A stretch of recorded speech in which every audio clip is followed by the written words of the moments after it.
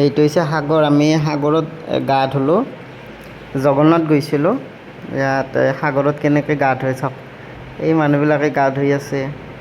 ভয় লাগে কিন্তু দেই, সাগৰে টানি লৈ যায়।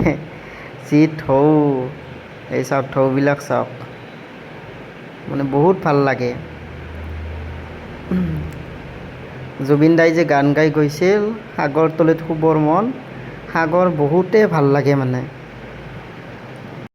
সাগৰৰ পাৰত যদি আপুনি বহি থাকে, আপোনাৰ ভাৱ চিন্তা একোৱেই মানে নাহে আৰু মনত, ইমানেই ভাল লাগে। একদম যেন স্বৰ্গপুৰীতহে আছে এনেকুৱা ভাৱ হয়। আপোনালোকে ৰাতিপুৱাৰ ভাগত সাগৰৰ পাৰত থাকিলে বহুত ভাল লাগে। আৰু ৰাতি মাছবিলাকো মানে পাৰলৈ উঠি আহে।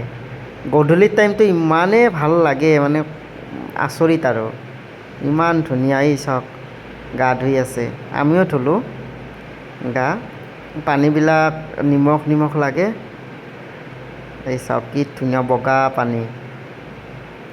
মানে এই দকলগি যাব ভয় লাগে, বেছি দূৰত যাব, মানে ঢৌবিলাক আহিয়ে যায় যে। এই চাওক ঢৌ আহি আছে, এই পিছফালে ঢৌ। এইটো সাগৰ। জগন্নাথ পুৰীত গ'লে এই সাগৰত আপোনালোকে গা ধুব। আমি ৰাতিপুৱাৰ ভাগতে গৈছিলোঁ, এইটো মানে একদম ৰাতিপুৱা 4টা বজাত, ৰাতিপুৱা 4 বজাত। আৰু আপোনালোকে সূৰ্যটো সাগৰৰ তলিৰ পৰা উঠা যেন দেখিব, একদম ৰঙা সূৰুজ। ইমান ধুনীয়া লাগে পৰিৱেশটো, ৰাতিপুৱাৰ পৰিৱেশ। আমি ৰাতিপুৱা মানে গা ধুলোঁ আৰু গধূলিও গা ধুইছোঁ, বহুত ভাল লাগে। গধূলি আৰু বেছি ভাল লাগে। চাওক এই ঢৌবিলাক আহি আছে, কিমান ঢৌ চাওক।